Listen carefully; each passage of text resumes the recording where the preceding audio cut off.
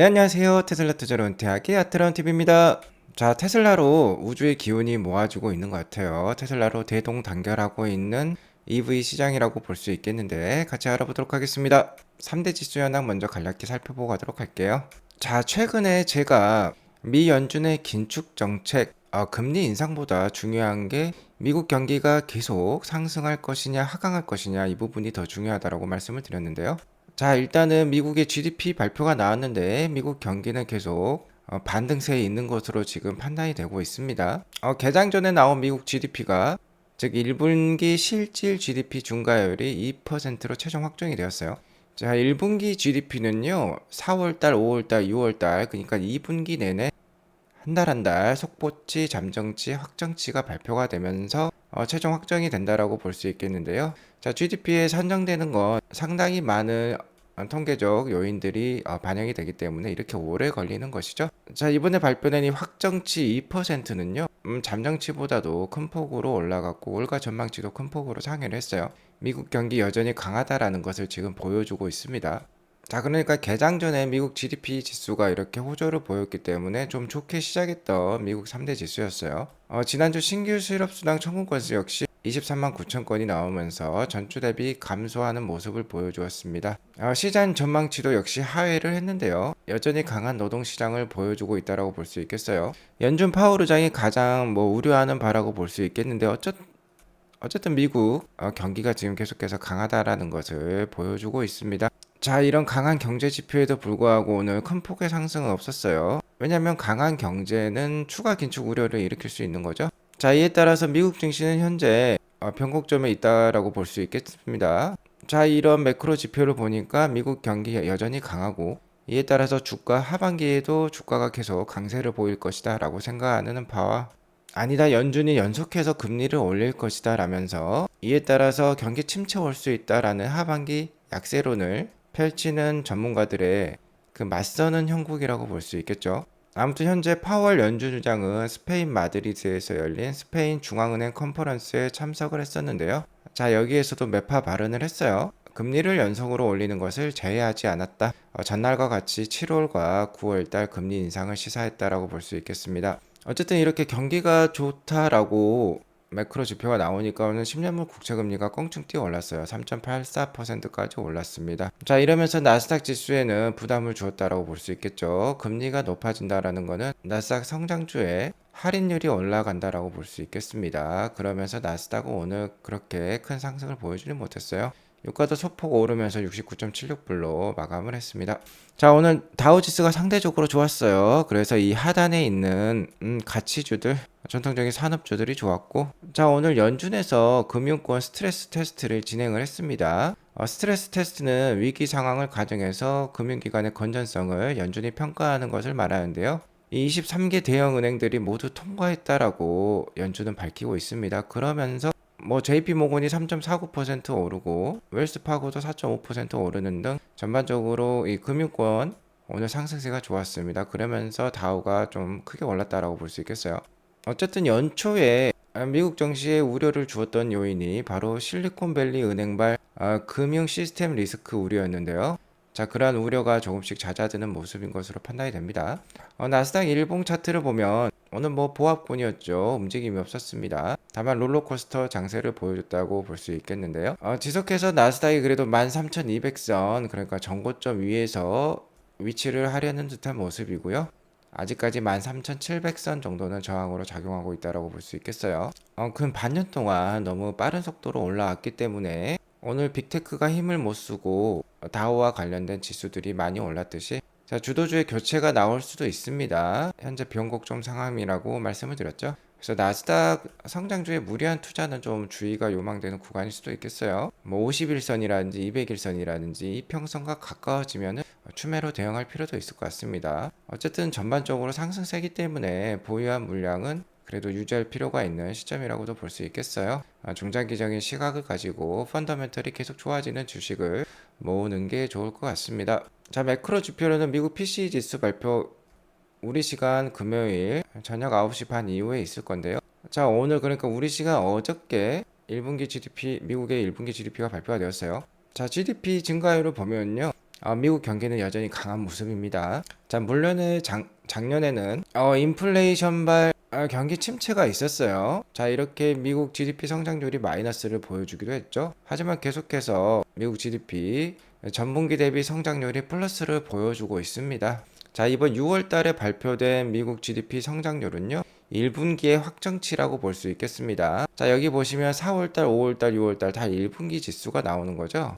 자, 하지만 4월 달은 속보치라고 하고요. 5월 달에 나오는 건 잠정치, 6월 달에 나오는 게 확정치입니다. 그러니까 이번 6월 달에 나온 게 1분기 GDP 중과율의 확정치라고 볼 수 있겠어요. 자, 전기 대비 연율 기준이니까 자, 2%는 연간으로 환산한 겁니다. 그러면 분기로 따지면은 0.5% 상승을 했다라는 거겠죠. 그러니까 1분기에 올해 1분기에 전년 4분기 대비 0.5% 미국 경제가 성장을 했다라는 것을 뜻해요. 자, 그리고 이 구간 동안 미 연준의 엄청난 긴축 정책이 있었죠. 역사적으로 가장 빠른 속도의 금리 인상을 보여주었습니다. 그럼에도 불구하고 미국 경기는 여전히 좋은 모습을 보여주고 있다라고 평가를 해볼 수 있겠어요. 자, 그리고 고용 지표를 가장 빠르고 실시간으로 알 수 있는 게 바로 지난주 신규 실업수당 청구 건수라고 제가 말씀을 드리고 있는데요. 자, 23만 9천 건이 나왔습니다. 자, 이전 대비 2만 6천 건이 감소를 했어요. 고용시장 아직도 뜨겁다라는 것을 보여주고 있는데요. 어쨌든 이것 역시 미국 경기가 그렇게 나쁘지 않다라는 것을 보여주는 것이죠. 하지만 이 수치가 30만 건을 넘어서면서 자, 오랜 기간 동안 이런 고공행진을 하게 되면요, 조심해야 됩니다. 경기 침체에 빠졌다라는 뜻이 되겠어요. 좀 전에 살펴보았듯이 미국 경기 괜찮은 것 같습니다. 최근에 말씀드렸던 미국 소비자 신뢰 지수도 상당히 좋게 나왔었죠. 경제는 심리에 많이 기인하기 때문에 자, 이러한 매크로 지표들이 하나씩 나올 때마다 경제 참여자들의 심리가 좋아지면서 주가도 같이 반등할 수 있는 것이죠. 자, 이렇게 경기가 좋기 때문에 미 연준은 좀 더 강력한 긴축 정책을 펼 수 있는 것으로 판단이 됩니다. 현재 어제 대비 오늘, 그러니까 7월달, 9월달 금리 인상 확률이 좀 올랐어요. 다음 FOMC 회의는 7월 26일에 있고, 자, 어제까지만 하더라도 금리 인상 가능성이 79.4%였는데 이게 86.8%로 지금 올랐습니다. 자, 80%가 넘어가면 거의 확실시 된다라고 볼 수 있겠죠. 시장은 현재 연내 한 차례의 금리 인상은 거의 확실시 가정을 하고 있다라고 볼 수 있겠고요. 파월 연준의장은 이에 더불어서 두 차례 정도 금리 인상을 계속해서 예고를 하고 있습니다. 자, 그러면서 이쪽의 확률도 좀 올라갔어요. 여기 보시면 현재 5%, 5.25%대 금리인데 맥스로 봤을 때 5.75%까지 금리 인상될 확률, 그러니까 두 차례 금리 인상될 확률이 어제 대비해서도 좀 더 올라간 모습입니다. 자, 그리고 어제는 12월까지 금리가 유지되는 모습이었는데 오늘 아침에 확인해 보니까 내년 1월까지도 금리가 좀 유지되는 모습이 좀 나오고 있어요. 그러면 내년 한 3월이나 5월 달부터 금리 인하에 들어갈 수 있겠다라고 시장은 지금 생각을 하고 있습니다. 자, 미국 경기 강하다라는 건요, 고금리가 유지된다라는 뜻이에요. 고금리 유지라는 건 바로 긴축 정책이 유지된다라는 뜻이죠. 자, 아무튼 미국 기준금리 지금 오를 때까지 오른 것은 사실입니다. 그렇기 때문에 정말 이제는 미국 경기 침체에 빠지느냐, 하강하느냐, 연착륙하느냐, 계속 상승세, 반등세 유지하느냐, 이런 것들이 중요하다고 볼 수 있겠어요. 자, 테슬라는 오늘 0.49% 상승한 257.5불로 마감을 했습니다. 단기적으로는 아직 반등세에 있다라고 볼 수 있겠죠. 자, 245불 중요한 생명선이라고 제가 말씀드렸습니다. 이 선을 계속해서 3일 연속 지켜내는 모습이에요. 오늘은 빅테크들이 빠지고 다우와 관련된 업종들이 올랐지만 그래도 테슬라는 잘 버텨낸 모습입니다. 오늘 또 호재가 있었기 때문이에요. 하지만 차트상으로 봤을 때 이렇게 작은 헤드앤숄더 패턴이 나올 수도 있습니다. 오늘도 음봉에다가 윗꼬리를 달았기 때문에 다시 한번 이 어깨에서 저항을 맞고 내려오면서 245불 지지라인 테스트를 받을 수도 있어요. 이 점은 조심하시기 바라겠고요. 어쨌든 이번 주 내내 245불 이상, 250불 이상 좀 지켜내 주었으면 하는 바람이 있습니다. 다음 주에 주가 움직임은 역시 7월 2일에 있을, 그리고 우리 시간 7월 3일 새벽 1시경에 있을 미국 테슬라 본사의 인도량 발표가 되겠죠. 아무튼 다음 주는 주가가 다이나믹하게 움직일 수 있으니까 유의하시기 바라겠고요. 다만 현재 단기 추세선이라고 할 수 있는 이 51선이 이 200일선, 장기 추세선이 200일선을 지금 뚫어낸 모습이에요. 실로 오랜만에 뚫어냈습니다. 보시면은 전에도 작년 한 9월 달에 이렇게 저항을 맞고 51선이 이렇게 하락하는 모습을 볼 수 있어요. 그러면서 주가도 많이 흘러내렸는데요. 지금은 이제 골든 크로스가 나왔습니다. 자, 이렇게 골든 크로스가 나오면은 주가의 상승세가, 여기 골든 크로스 나왔죠. 주가의 상승세가 이렇게 이어질 시기가 많았어요. 그래서 만약에 여기에서 인도량이 막 적게 나와서 하락을 한다라고 하면은 충분히 추매로 대응할 수 있는 구간이다라고도 말씀을 드릴 수 있을 것 같습니다. 자, 아무튼 오늘도 호재가 나오면서 다른 빅테크들에 비해서 상승을 보여줬던 테슬라인데요. 자, 최근에 포드, GM, 리비안도 테슬라의 NACS 충전 방식을 채택을 했다라고 발표했고, 볼보도 발표를 했죠. 볼보 역시 2025년부터 테슬라의 NACS 방식을 자사 차량에 직접 채용을 한다라고 했어요. 자, 그리고 제가 이 얘기를 하면서 볼보에 관련된 전기차 회사죠. 폴스타도 역시 볼보를 따라갈 것이다 라고 말씀을 드렸는데, 아니나 다를까 오늘 바로 발표가 나왔어요. 자, 이 폴스타2로 유명한 전기차 회사이죠. 중국에서 생산되지만 볼보에서는 나름 전기차 럭셔리 시장을 겨냥해서 만든 브랜드라고 볼 수 있겠는데, 이 폴스타 역시 NACS 방식이 테슬라의 충전 포트 방식이죠. 이것을 채용한다라고 발표를 했습니다. 아무래도 볼보라는 형님이 가게 되면 아우인 폴스타가 따라가는 법이 되겠죠. 폴스타 역시 2025년부터 US, 캐나다, 그러니까 북미 지역에 이 NACS 방식을 직접 차량에 도입을 한다라고 합니다. 자, 이 소식이 나오면서 오늘 테슬라가 그래도 주가가 좀 강세를 보여주지 않았을까도 생각을 해보겠고요. 볼보와 폴스타 얘기가 나와서 제가 말씀을 드리는 건데요.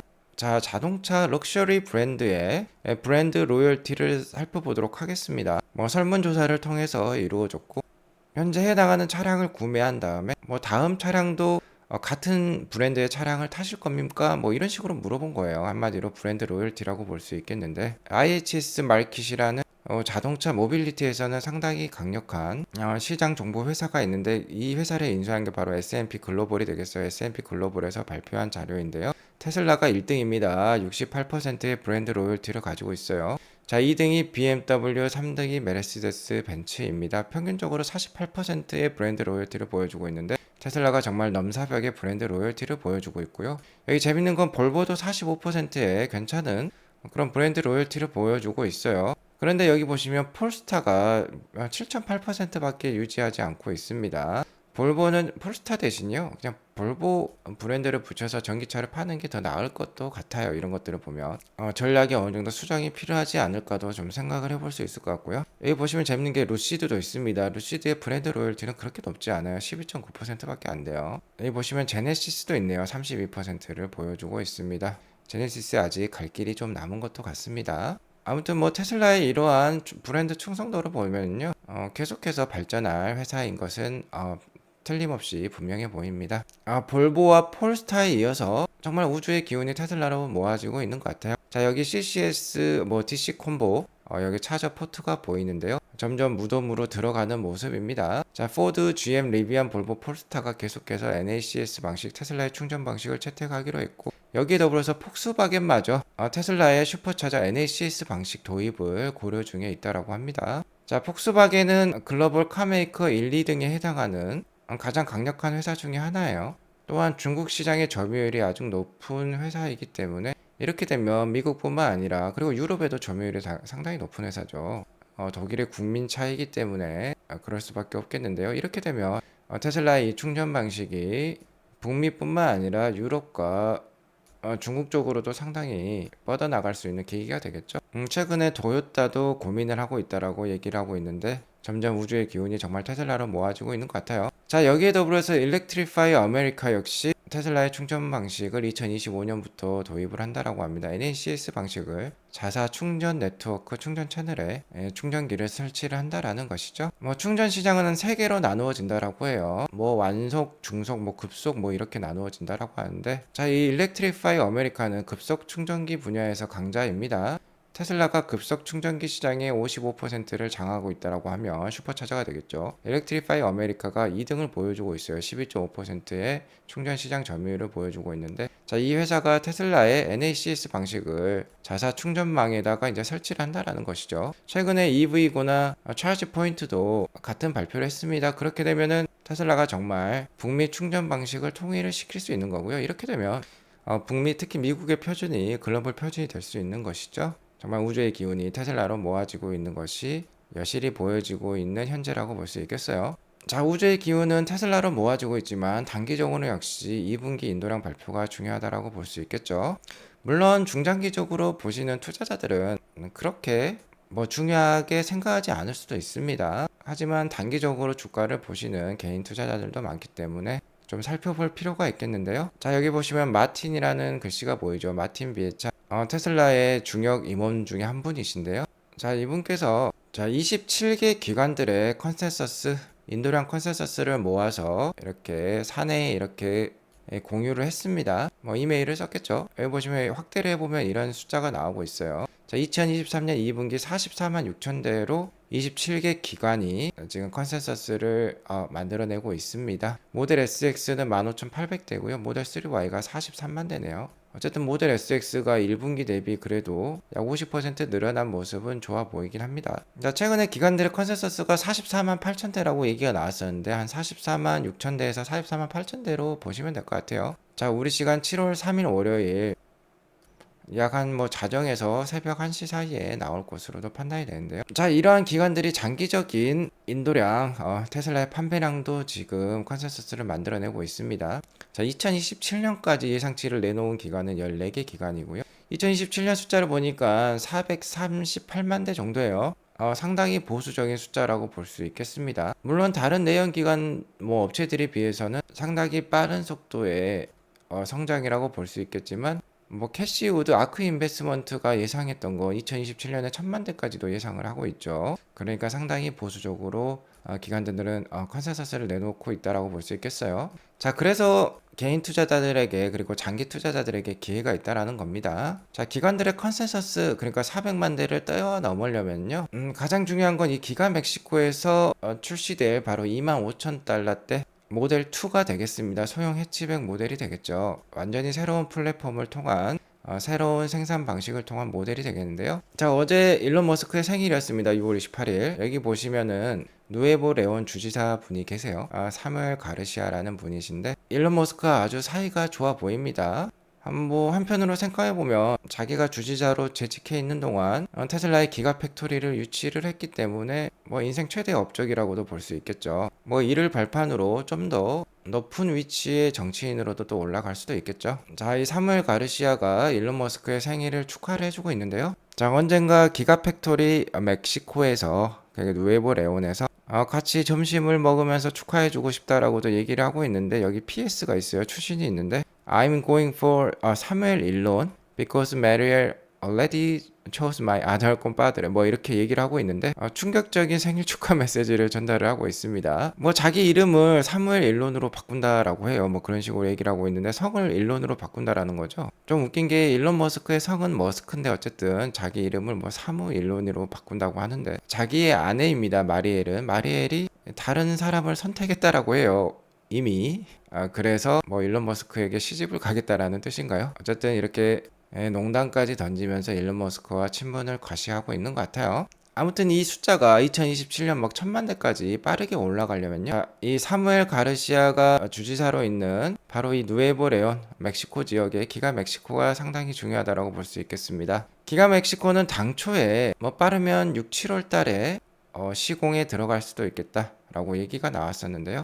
착공에 들어갈 수 있겠다 얘기가 나왔었는데 그건 아닌 것 같아요. 좀 늦어지는 것 같습니다. 아무래도 전기차 물류 체인으로 봤을 때 중국이 가장 전기차에서 발전을 해 있기 때문에 많은 부품들을 중국에서 수입을 해야 돼요. 기가 멕시코도 마찬가지입니다. 그렇기 때문에 기가 멕시코의 준공 스케줄에 대해서 중국 부품 공급업체에게 공유를 하고 있겠죠. 아무래도 기가 멕시코가 돌아가자마자 중국 부품 공급업체로부터 부품을 공급받아야 되기 때문에 이런 것들이 공유가 될 건데요. 중국의 한 몇몇 부품 공급업체에 따르면은 2025년 1분기 경에 기가 멕시코가 생산에 들어갈 것 같으니까 이에 맞춰서 공급을 해달라는 요청을 받은 것으로 지금 얘기가 나오고 있어요.